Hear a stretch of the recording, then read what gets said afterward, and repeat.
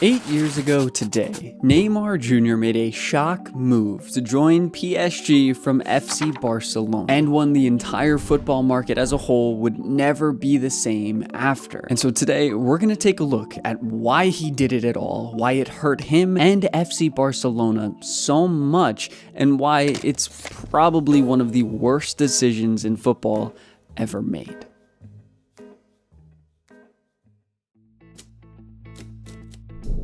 So the story goes that on August 3rd, 2017, Neymar Jr. joined PSG out of nowhere. After about a month of rumors and gossip and some discussion about PSG being interested in the player, it had seemed like everything had died down, that there was nothing going on behind the scenes and Neymar was going to stay. Even Piqué made a post on Twitter saying he is staying, that it wasn't happening.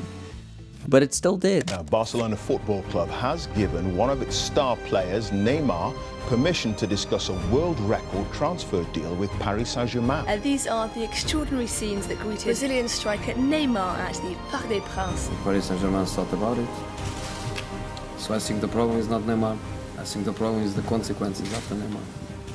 This move wasn't just surprising to everybody, but it was also very painful for a lot of fans, because Neymar had just won everything at Barcelona and had seemingly received everything he ever wanted. They won trophies, he made a name for himself, he ranked highly in the Ballon d'Or voting, and genuinely became not only one of the best players in the world, but one of the players that incites excitement in the eyes of viewers and brings a joy to these fans. He had been a star before joining Barcelona, but in Barcelona he was absolutely a star and had it all. He lived in one of the most exciting cities in Europe, one of the most fun cities where you could go out, party, and then go and play incredible football for everyone to see, while playing in one of the most exciting leagues that world football had seen in a very long time. This was probably prime La Liga, or at the very least my generation's prime La Liga. The football at this time was ridiculous, and rightly so. There were so many names, and Neymar was at the very top of that list, more or less. But if we really want to take a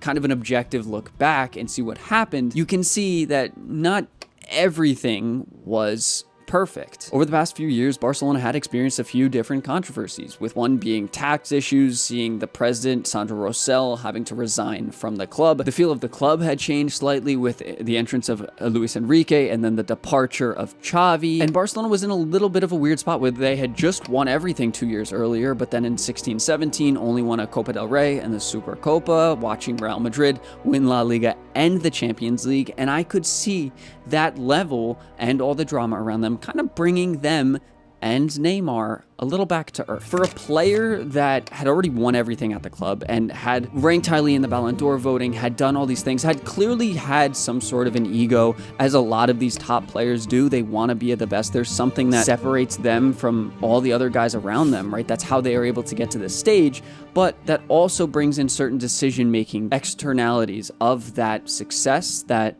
can lead to not necessarily making the best choices. And for a player that had been a superstar his entire life, I can see this state of FC Barcelona at the time helping to open the door just slightly to leave. Okay, now I want to make it clear, Barcelona that season were still very good. They were competitive in every league competition they played in. However, one match sticks out a lot more than the rest, that not only is remembered as one of the craziest matches in Barcelona history, also may have been the point where Neymar began thinking of a departure, that maybe this wasn't the right place for him considering what he wanted. Barcelona's remontada against PSG was wild. The noise that it made, the surprise it had for Barcelona to be able to come back from that spot, yes, with the guys that they had, with the quality they had, but that was still such a difficult hole to build your way out of, and they figured it out a lot because of Neymar. Not only did he score a great free kick, but he also scored a penalty and played the winning ball in for Sergio Roberto to finish off and win them the game, push them to the next round. For all intents and purposes, it was Neymar's night, or it was Neymar's outshining kind of everybody else, a solid performance from everybody else. But when you look at what the club posted afterward and, kind of the media afterward, it wasn't about Neymar. And Messi was headlining the post for FC Barcelona that night as well. And now it was a team win. It's not like Neymar won this single-handedly, but to have that much of an impact in this game, to show that they can come back like this and Neymar can make this much of an impact, you would expect probably more discussion around him, but probably because he didn't score the winner and wasn't named Lionel Messi and hadn't, had this longevity of unbelievable ongoings at the club, it wasn't talked about as much. And despite all the conversation about it still to this day, it didn't lead to anything at all. Barcelona went out to Juve in the next round. It wasn't that impactful when you look at the whole grand scheme of the season. However,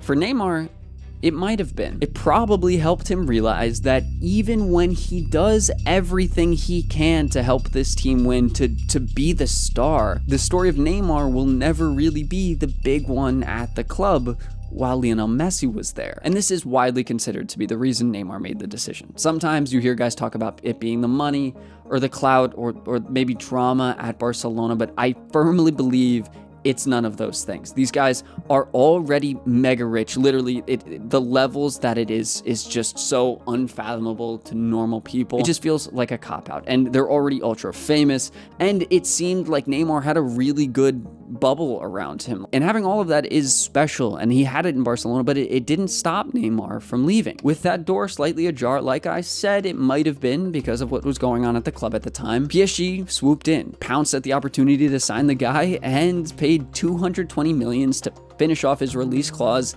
and get him to the French capital. The team of mega money and mega Champions League dreams tried to make a major move, bring in Neymar to make that change at their club. And that move, for all parties really, would be one of the worst moves in football history. And not just for Neymar, because I think Barcelona came out the worst in this all. Cut me some slack here. Yes, Barcelona made a bunch of money from this and aren't inherently victims. However, hear me out. Barcelona, as I said earlier, had already shown that they were not very good with money, with Sandro Rosell and everything going on with that, and they had a lot of absences in their squad stacking up, a lot of holes to fill. With Xavi already gone, Iniesta leaving, and now Neymar, these were major characters, not only in the way the squad played, but in the dressing room as well, and not even the most money in the world likely would have been able to solve the departure of all these guys at similar times. Plus, at the time, the La Masia tank was drying out, and the money eventually would be as well, because it was spent unbelievably terribly. Barcelona used up all this money and some, unbelievably quickly. 135 million to Liverpool, 135 million to Dortmund, 40 million to China, and 35 million for Nelson Semedo. Yeah, I can't believe that either. The club took a lot of risks and made very big bets because they had to. Clubs at the time saw this Neymar noise. That move made more noise than a transfer ever had, and so every club in the world were hyper aware of Barcelona's situation. And with all of these departures, they could take advantage of it because Barcelona were desperate, and Barcelona walked into their traps, man. Coutinho flopped due to injury and not really being the best fit for that squad at the time. Dembele would eventually find his form, though it would happen 8 years later, not in Barcelona, and the team just dropped to non-stop Messi dependence for a couple years. It wasn't complete failure, they weren't nothing, but the club would slowly decline, and with the inflammatory market that began to build, Barcelona were strung out again and again, and maybe strung themselves out is a better way to say this. Meanwhile, Neymar didn't fare much better. At PSG, this guy was treated like a king, got everything he wanted, all the money, all the starlight shined right on him. He was, for all intents and purposes,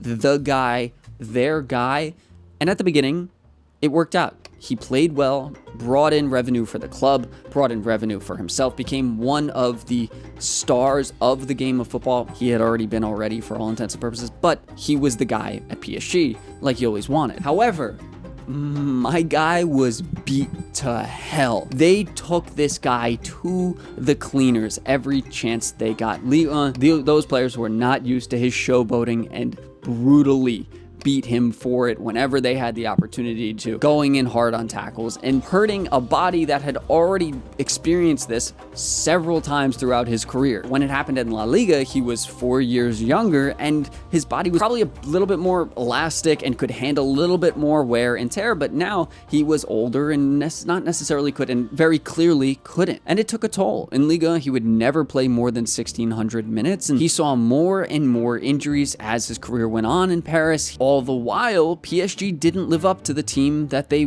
wanted to be with Neymar. He did have the opportunity to really get after the Champions League during 2020, but against Hansi Flick and Bayern Munich, he couldn't put the ball in the back of the net. They couldn't just figure it out, and they faltered. And that was really the last opportunity Neymar would have. And then, I guess, seeing this, a whole lot of fantasy football began happening where PSG brought in Mbappe. That was before the Champions League in 2020. And then they decided to, hey, we already have two guys that don't defend up front. Let's bring in another guy in the out-of-contract Lionel Messi to not defend. And again, that never worked. Meanwhile, that's the exact same player that Neymar likely left Barcelona to get out of the shadow of. And at that point, I think he resigned that maybe egotistical thought process that he wanted to be the guy, the main guy, and now wanted to just play with his friend. Kind of like what we're seeing with Messi at Inter Miami, just bringing in all his boys and having a great time. While that was kind of the end of it for Neymar. He ended up leaving PSG in 2023. They would end up winning the Champions League 2 years later after all of these stars left. And Barcelona at the same time would rise up again as well without Messi, without Neymar,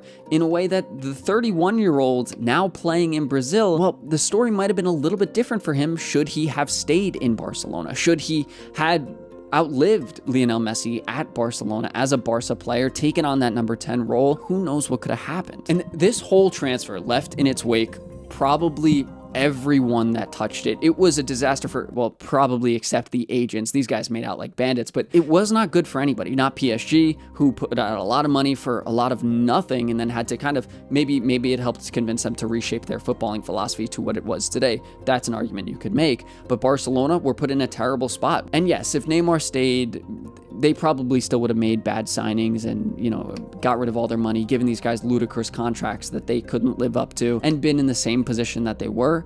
But you never really know. But if you guys did enjoy this video, leave a like, make sure you subscribe, and make sure you check out this video all about the disaster that was Zlatan Ibrahimovic's time at Barcelona. It's one of my best videos, so make sure you check it out. And I'll see you all in the next one.